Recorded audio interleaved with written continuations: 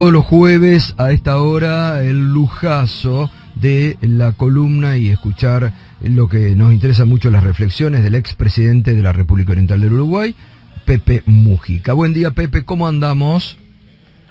Buenos días, un gusto saludarlos en esta comarca donde la pandemia está titilando y nos trae problemas por todos lados, ¿verdad? Sí, sí, está complicado. Ahora me he enterado de que hay una sugerencia de que los compatriotas nuestros se pudieran vacunar, etcétera, etcétera. ¿Para qué la vamos a hacer sencilla si la podemos complicar, verdad? Totalmente. Pero bueno, pero ahí usted que empezó, cuando empezamos allá por marzo con estos encuentros de los jueves, que es un gustazo enorme, Pepe, tenerlo, usted empezaba un poquito en soledad a decir liberan las patentes, una idea que en el mundo está ganando mucha fuerza ya, ¿no? Sí, es de sentido común. Lamentablemente van a poner toda clase de obstáculos, todo lo posible, ¿verdad? Pero creo que al final se va a lograr por lo menos un esfuerzo de comunión con algunas patentes, se van a compartir, por lo menos. Tengo la impresión. Sí. Porque se le está rompiendo el cerco a las empresas, pero claro, son muy poderosas y acá hay una cuestión de enormes recursos en juego, ¿verdad? Sí. Y hay como se ha hecho de la propiedad, y en este caso de la propiedad del conocimiento, una especie de valor sacrosanto. Tiene categoría de mito religioso. Es la religión de la propiedad, que está por encima del sentido común de amparar la vida. Y se están volcando toda clase de catastróficos vaticinios. Al parecer es muy peligroso para la investigación científica de futuro, porque en realidad la explosión científica va de la mano del interés de la propiedad. Nuestra humanidad queda a la altura de un felpudo.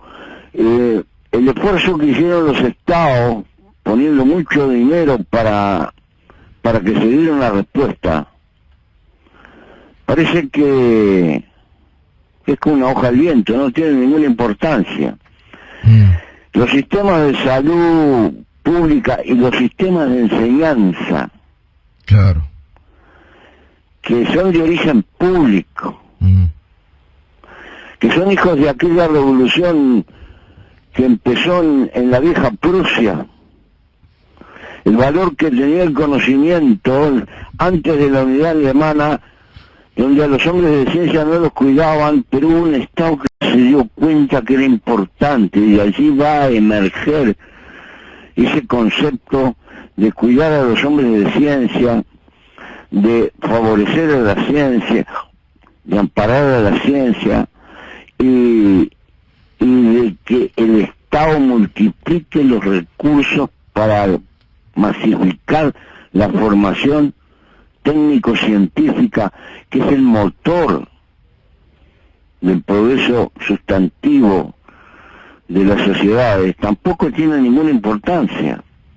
Todo lo ha hecho el afán de ganar de las empresas, que capturó a la ciencia, la domesticó, y la ciencia tiene que trabajar al compás del interés de las grandes empresas.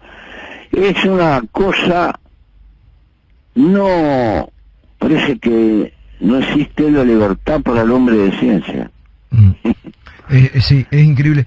Qué bueno esto, Pepe, porque en ese marco que usted le está dando, Y en el medio de esta pandemia, nosotros aquí en la Argentina, después de haber vivido la pandemia macrista y del neoliberalismo que quiso arrasar con el Estado, hoy el servicio público de salud es el que está manteniendo el sistema. Porque los privados no dan respuesta, no dan abasto, por más que paguen la fortuna más grande, tienen que derivar al privado.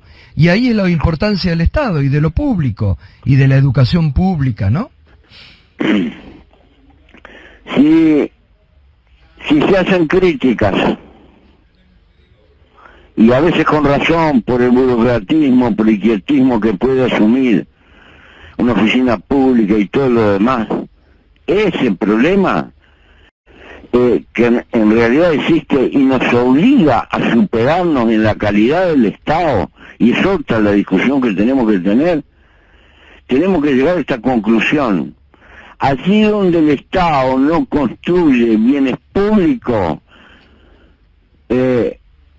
la distancia, la desigualdad lastima a la sociedad en su profundidad, porque en definitiva el mercado no tiene interés en dar ciertas respuestas que no son negocios, y no las va a poder dar jamás.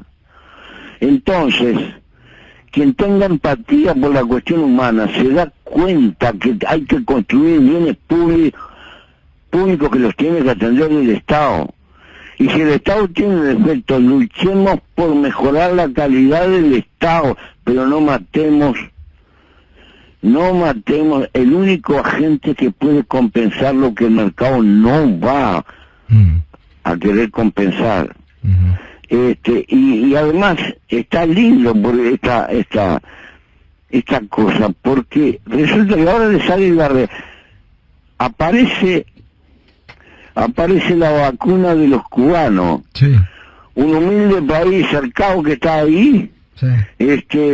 Ladeado, tirado como tarro al basural, castigado por la gran potencia, y aparece como de atrás de una piedra el paisito latinoamericano que ha fabricado su vacuna. 5, Pepe, 5 vacunas. Sí. Tenemos que darnos cuenta de lo que significa eso. Sí. Y también eso llamaba la atención que los latinoamericanos pueden hacer cosas, y pueden hacer cosas importantes. Tener un poco de amor por nuestra causa y darnos cuenta que tenemos un desafío por delante. Y ha aparecido esto, que estoy seguro que puede ser que esa vacuna se acuerde de los pobres de Haití, de tantos que hay ahí por Centroamérica, que nadie habla de lo que está pasando ahí, ¿verdad? Es verdad. Porque no son negocios. Exactamente. 100 millones de vacunas van a producir en Cuba. Se estima que en agosto van a tener ya casi toda la población con vacunas propias. Va a ser el único país del mundo de vacunar a su propia población con vacunas propias. Qué bueno esta reflexión, sí, totalmente. Y acá hay otro tema que me gustaría que usted analice, el tema del precio de los alimentos, que acá en la Argentina es un tema muy, muy presente, porque mientras a nivel mundial la soja se disparan, acá los quieren vender a precios de dólares. Todas las materias primas han subido porque las dos grandes economías del mundo empezaron a tirar. El primero empezó a tirar la economía china y está incidiendo. Y el tiempo de pandemia tendió a agotar ciertos stocks de reserva que tenían en los países. Los están reponiendo. Y hay una suba del trigo, del maíz, de la soya, de los lácteos, de todo, y eso está repercutiendo en el precio de los alimentos, ¿verdad? Hay una tendencia, incluso en Estados Unidos están alarmados por la inflación de los alimentos. Exacto, sí. Entonces, lo que crea para bienes para el mundo de la divisa, también nos crea un problema en el abastecimiento interno y en los costos que tienen que hacer frente a nuestros pueblos. Me parece que Me parece que estamos en la puerta de un proceso inflacionario que va a repercutir en el mundo entero, porque además tiraron mucha moneda para reponer la economía en las condiciones que estaban, y esa moneda empieza también a pasar factura. Ujú, ujú. Me parece que va a ser un problema amargo que tenemos por delante. Sí, y un Y tema... el mercado no tiene piedad. ahí está. No El tiene mercado piedad, no tiene piedad. no tiene piedad con El la mercado mesa. está hecho así, Claro. No, no tiene piedad con la mesa, que son alimentos esenciales para la mesa de cualquier persona. No, eso ha sido así históricamente. Nuestra economía que fluctúa no tiene respuesta para esto. Y los pueblos van a sufrir. Lo único que podemos hacer es tratar de mitigar en todo lo posible y acotar ese margen de especulación que siempre aparece en estas condiciones. No mucho más de eso, Ujú. pero la tendencia es alcista. Sí. Entonces, y acá en América Latina, por lo menos, en mi país, hay una enorme distancia entre el valor del señor que produce o la señora que produce y el consumidor final. Ahí en esa carretera del medio pasa de todo, de todo. Y ahí se multiplica el valor también. Claro. Si bien es cierto que la tendencia es mundial, es un momento espectacular para la especulación. Ja.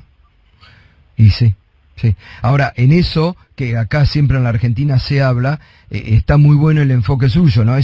En la cadena del medio, entre el que produce al que llega a la góndola, que usted dice pasa de todo y nunca se puede saber, porque ahí es donde engrosan, ganan y todo lo demás. Yo me doy cuenta porque acá hay una intendencia municipal, la de Canelones, Sí. que empezó a organizar a los productores y está conveniando con los sindicatos. Entonces le llevan un cajón compuesto que cuesta 400 pesos uruguayos, Ujú. que tiene de todo, y los precios salen a la mitad, sale directamente de los Claro. productores a la casa del consumidor. Exacto. Evita el mercado, Y bueno. porque ¿qué se encontró? Que el productor resulta que vende a un precio y después va a la góndola del supermercado y vale 3 veces más Claro. de lo que él vendió o más. Totalmente. Bueno, acá se está intentando hacer lo mismo. El gobierno ha lanzado estos mercados ambulantes, ¿no? Para vender del productor al consumidor en forma directa, sin intermediario. Que tiene, Sí. tiene que pasar por ahí la solución, ¿no?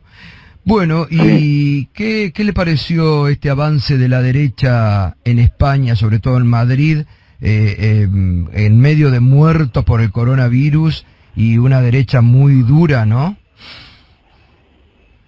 Sí, a mí me llevó a la reflexión de lo que pasa en las sociedades ricas. El otro día vi algo que me dolió en España, cuando se corta las medidas de precaución que había y el horario, hubo una explosión de jolgorio en la gente, Sí. multitudes en la calle de golpe. Ujú. Y me hago esta pregunta: ¿qué debilidad llevamos adentro de las sociedades modernas que tienen esa necesidad de frenar, de danzar, de abrazarse en la calle, etcétera, porque estaban como condenados al ostracismo, no sé, no me puedo explicar, y en Madrid pasa mucho eso, Sí. las medidas restrictivas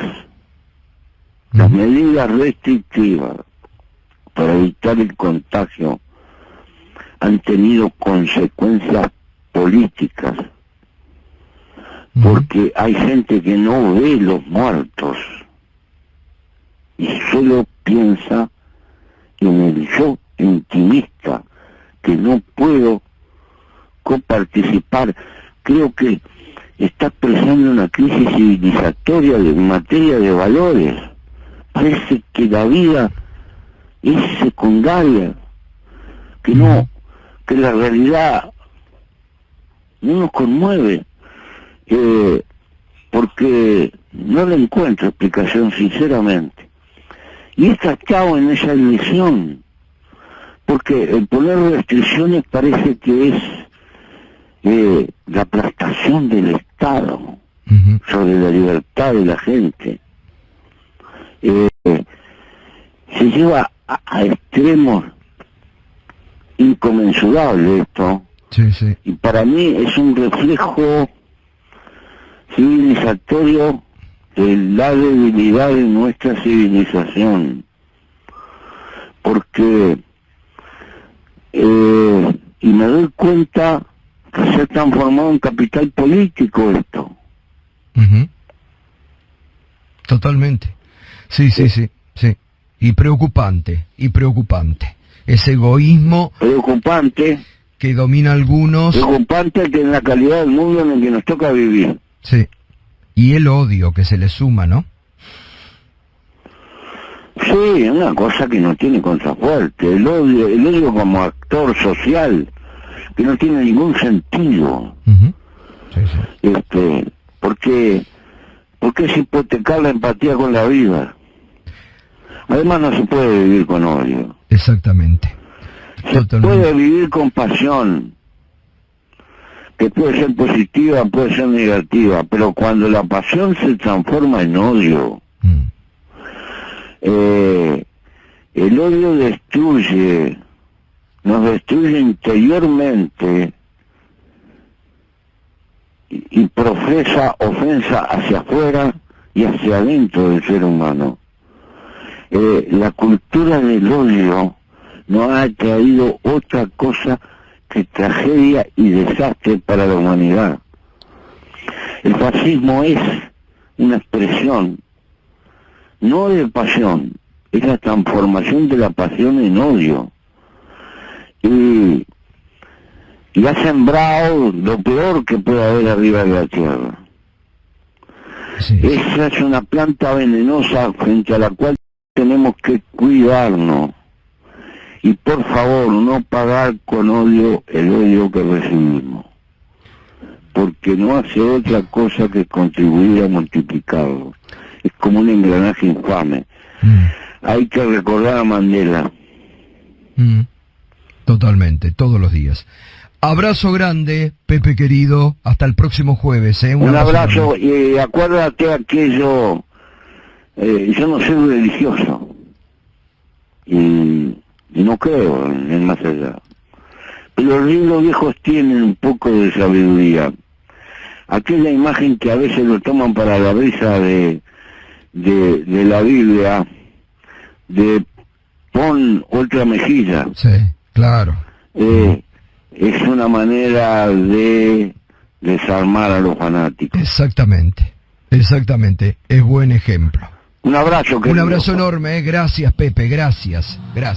El Pepe Mujica, qué bálsamo, qué lujo, lo digo todos los jueves, poder llegar con esta reflexión tan profunda. Hoy fíjese cómo este tema, ¿no? Primero me encantó el ejemplo otra vez de Cuba al mundo, que bien lo rescata Pepe, pero este rescate otra vez que hace del Estado frente a la crisis. Mirá que han tratado de matar al Estado los economistas fracasados del neoliberalismo. Y sin embargo hoy el Estado es el que está respondiendo frente a la pandemia, no el mercado. Bueno, ya volvemos.